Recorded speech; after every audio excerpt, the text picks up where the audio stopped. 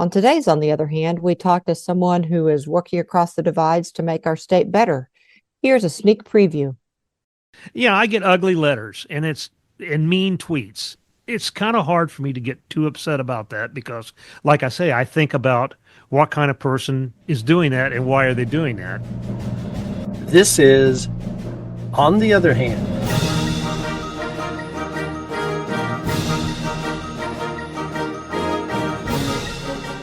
A podcast sponsored by Braver Angels in Arkansas that explores politics and other issues of importance to Arkansans through conversations with community leaders. Stay with us as we talk to another leader in Arkansas who works across differences to get things done and to bring us closer together. Now let's get back to our interview with today's guest, Philip Martin.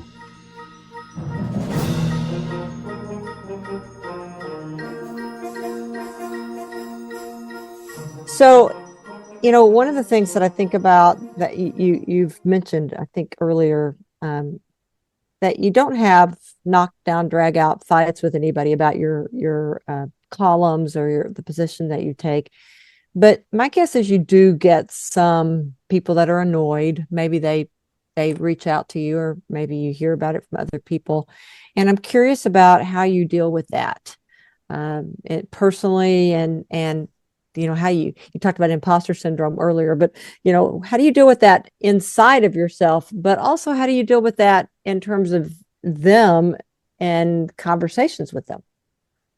I will make a confession that my wife sometimes gets annoyed with me because I am still at heart kind of a big dumb jock, and I am not.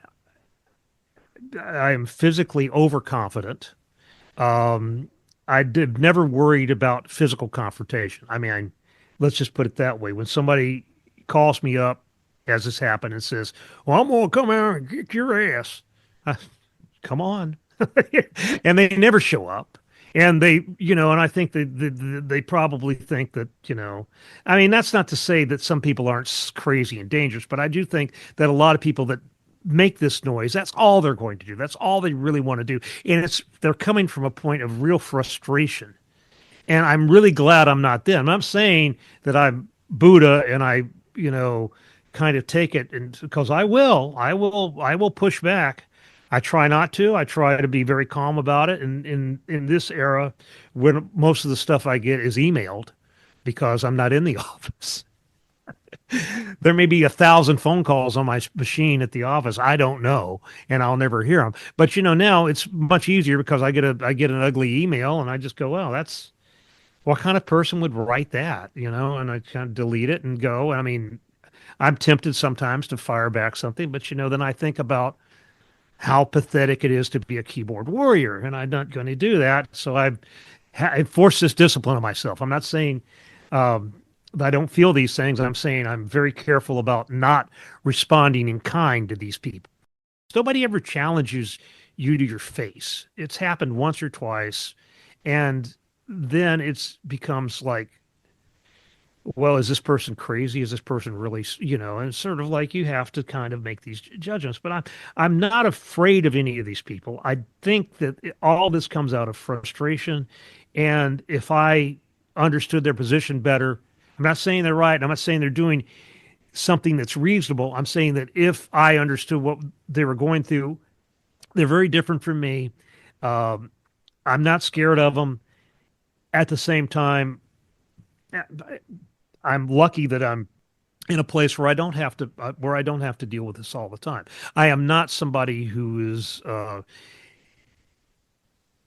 to go to work in a situation where there are people that, I mean, I think that right now, it's like we have public officials who are in a great deal of, physical danger these days. I think the environment does that. I think that newspaper columnists have become so insignificant that nobody really, thinks much about us.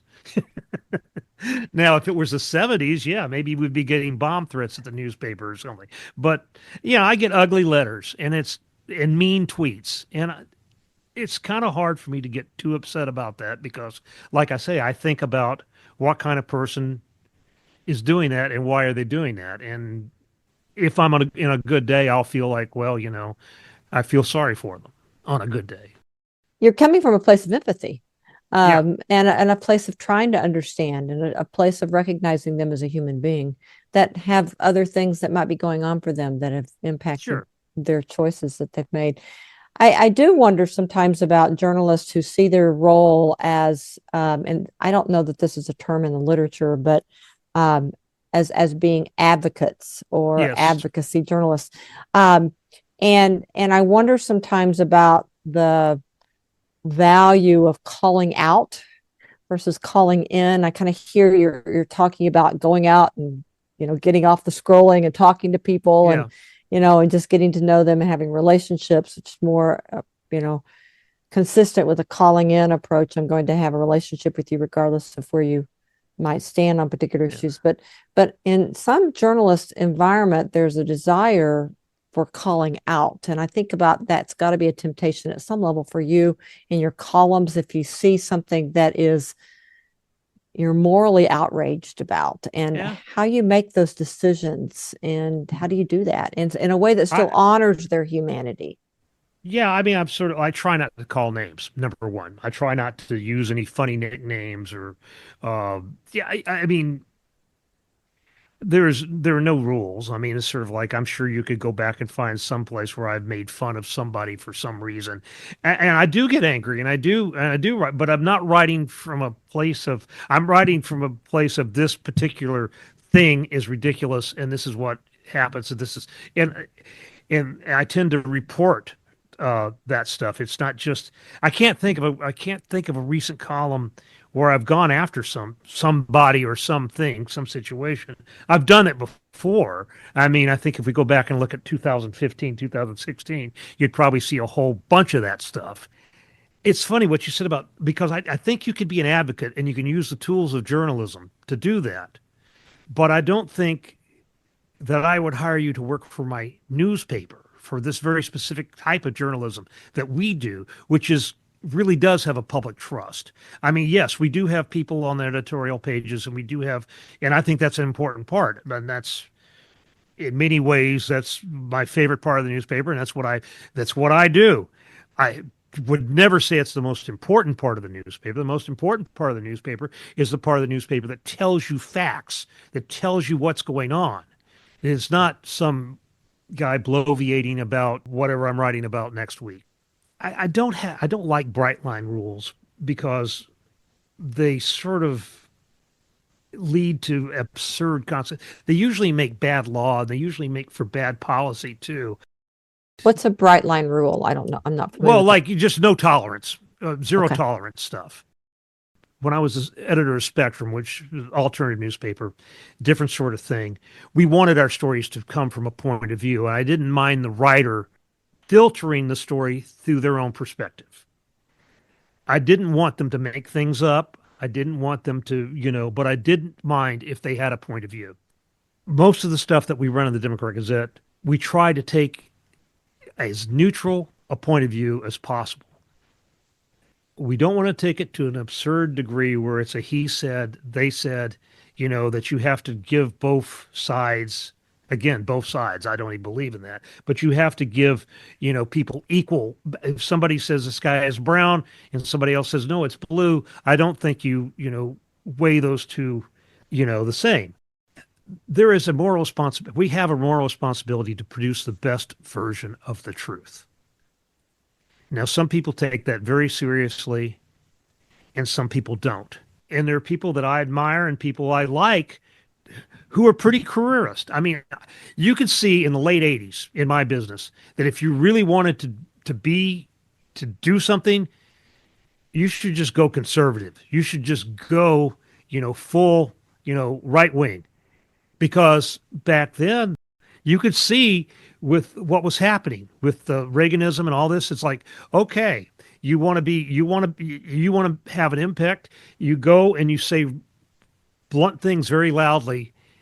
And it took a while for the left to catch up, but then the left started doing that too. So now the left, you also have people saying blunt things very loudly. I elected never to do that. Well, not never, but to try not to do that, to try to be more nuanced, because that's what I really believe in. That's what I believe is closer to the best version of the truth. when you do that, you're foregoing some opportunities. You're not going to get asked to speak in front of certain groups. Your appearance fee is not going to be as high if you're not bombastic. That's not where the Yes. money is, right? That's not how Right, you get the exactly, attention. exactly. And Yeah. I could see that, so I know other people could see that, and I know that, it factors into the calculus. I mean, it's sort of like we're all trying to make a living, and to be honest, journalism is not a very lucrative business. I mean, a few of us do okay. And the thing is that you can see why people go on TV and say whatever they say. I can understand it. I don't agree with it. I don't condone it. I sure understand it. I mean, if you're going to make, $20 million a year doing this, someone's going to do it.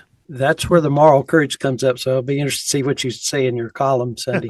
So, given all this going on, I mean, for a lot of people, it can seem bleak right now. What do you think the future holds for whether it's our city, state, country, society, culture? Where is it going? This is an interesting book. You may know this already. This is by a Palestinian novelist, actually. It may not even be out yet. And the title is One Day Everyone Will Have Always Been Against Us. Wow. It is not going to stand. I mean, it's sort of like, I do not think it is inevitable. Dr. King said the moral arc of the universe is long, but it bends towards justice. I'm not sure I agree with that, but I am sure that the moral arc is long and that there is going to be something after this. And it could be something worse. It could be something better. I suspect that we're going to have a reaction to what we're having today. It's not going to stay the same. It's like the weather. It's not going to stay the same. There's going to be something different. I'll tell you this. I've said a lot of the stuff I wrote in 2015, 2016 seems very mild now to me. It seems very, very mild. I was trying to be, and a lot of it at the time seemed like I was pretty far out there. But I've lost a lot of faith in the ability of the common person to reject the BS. I think that you can fool most of the people most of the time. I really do. And I think we're getting better and the technology is getting better. Human nature, for me, is a constant. It hasn't changed ever. I mean, but the technology does change. And so we're still, down inside these cave people who are afraid of the thunder and the lightning and stuff like that. And we catch glimpses of stuff here and there and we're piecing things together. And you've got this machine now that's out there that's able to, give us whatever reality we want, whatever reality we wish for. I'm optimistic because it's not going to stay the same. I'm pessimistic because we don't change, the technology gets better. Yeah. A lot of things are evolving a lot quicker than our brains are. That's for sure. Yeah. But given the fact that we still have to deal with it, we have to figure out what we can do. Now, so far, we've talked about a lot on the individual level of how you can respond. That might be a positive way of handling things. What about how people in general, like government, society, what kinds of things are needed to make things go in a little better direction, or at least slow down the descent? It's going to be tough, but I think that the main thing we need to do is we need to have a better educated population. We need people trained to think critically. We need people to, to know stuff and to know how to figure out what's real and what's not real. Right now, I know people that, will see things on Facebook and they don't know whether they have no way of telling. And it doesn't seem that hard, but no one's ever taught them. The battle for, our schools now is really distressing to me because, we want to install one set of myths or the other set of myths. I mean, I sort of hope that that we somehow develop an appetite for for a more general, we've got to come to some sort of consensus on what is a fact, what is reality. What I thought would happen has not happened yet, is that at some point the adults would step up and go, wait a minute.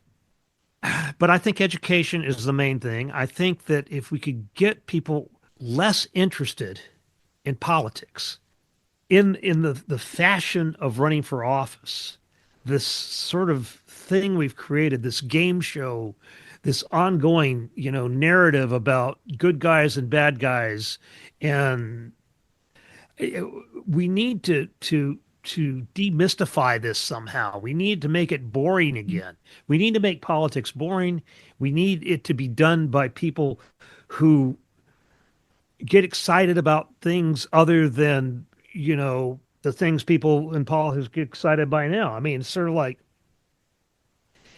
we are always going to have, I mean, what was it? It was oh, James Carville's partner. I can't think of his name right now. It said, uh, politics was show business for ugly people. And it really has sort of become that. I mean, I really do not see why any person who's interested in making the world a better place would want to venture into the political realm right now. I think that if you really want to do that, you go feed kids. You go do the hard work someplace. You form an NGO, go to Africa. You don't run for office in this environment. And I don't know how we're going to change that. How we're going to get good people, and I mean people who are interested in actual progress, human progress, rather than simple personal aggrandizement. And I know I'm being rough on a lot of people who are in politics, but at the same time, a lot of people in politics who I thought would stand up and be an adult haven't. So that's the two things. We need to have better people running for these offices. Well, three things. And we need to be less interested in this whole thing, and we need to learn things. We need to actually sit down and do the hard work of studying and figuring out what's real and what's not. Well, that's a nice summary, Philip, and we're getting close to the end of our time. I think about so much that I've learned today from you and your experiences. I wonder if there's any other thoughts that you would like our listeners to hear about maybe how they, as everyday citizens, can help to work across our differences. I really think all the lessons are out there. Everybody who wants to follow them can follow them. And I mean, a lot of them are religious teachers of just be kind, be tolerant. And I mean, tolerant in that, understand that, not everybody has had the advantages you've had, and not everybody comes from the same, place that you do. And I mean, and not everybody is out to get you all the time. People don't want to steal your stuff. People basically, generally, just want to live and not be bothered by this stuff. They want a chance to make a life for themselves. They want to be able to feed their families and live in relative comfort. Nobody is plotting anything about you. You're not that important. The world is a hard place. It's a difficult place. It's not a meritocracy. But on the other hand, half of us are below average. And we're not special. We aren't owed things.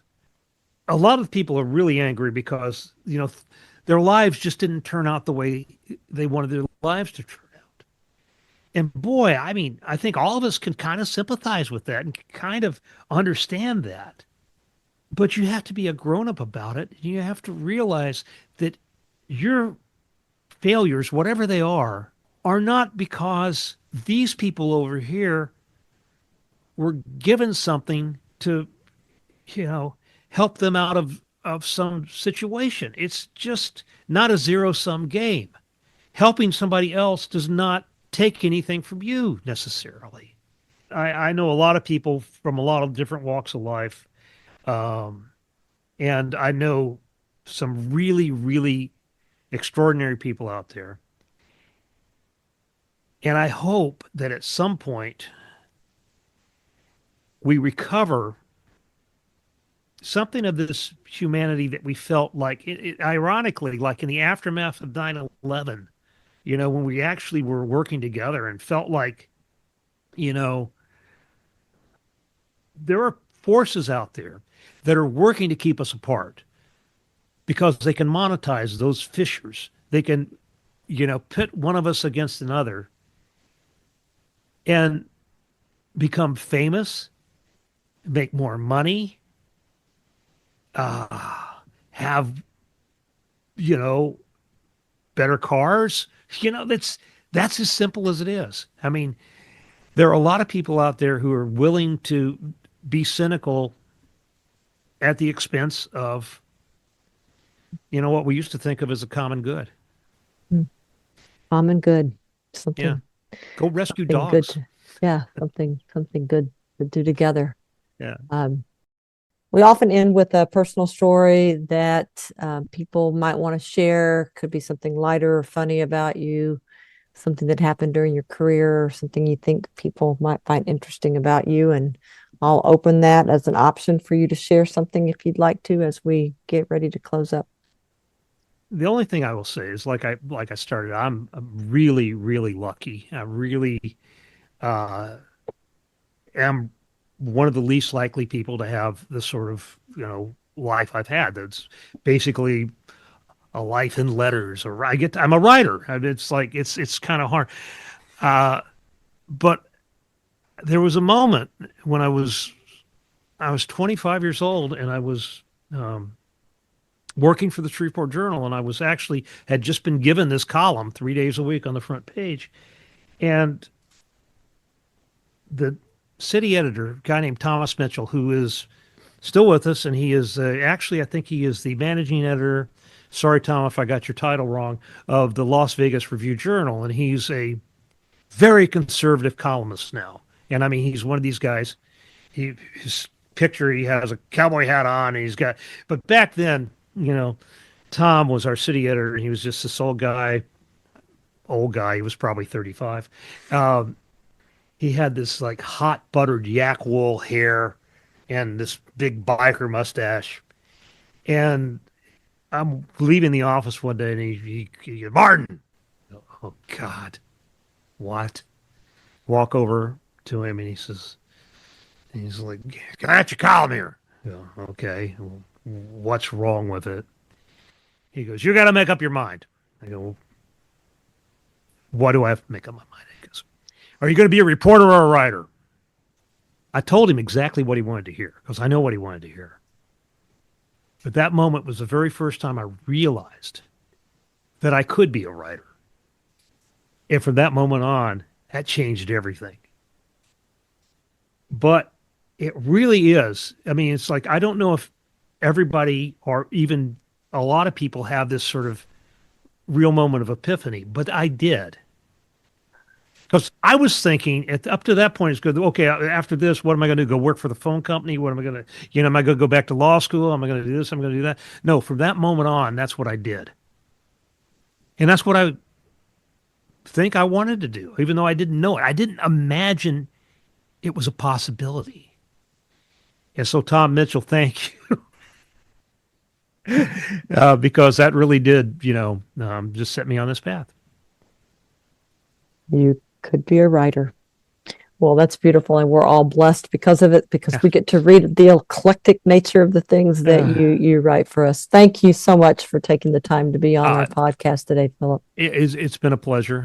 And like I said, I really I agree with your mission. I wish you success. Thank you so much, Philip. We really appreciated having you on here. Great work. If you enjoyed this podcast or today's guest, check out the conversation we had with former Democratic candidate for governor Chris Jones in episodes 30 and 31. Meanwhile, listeners with any questions or suggestions for On the Other Hand can contact us via the podcast page of the Braver Angels Arkansas website. And you can find that at arkansas.braverangels.org or on most popular podcast hosting sites. You can also find links there to all of our conversations with other guests. On the Other Hand is sponsored by Braver Angels in Arkansas.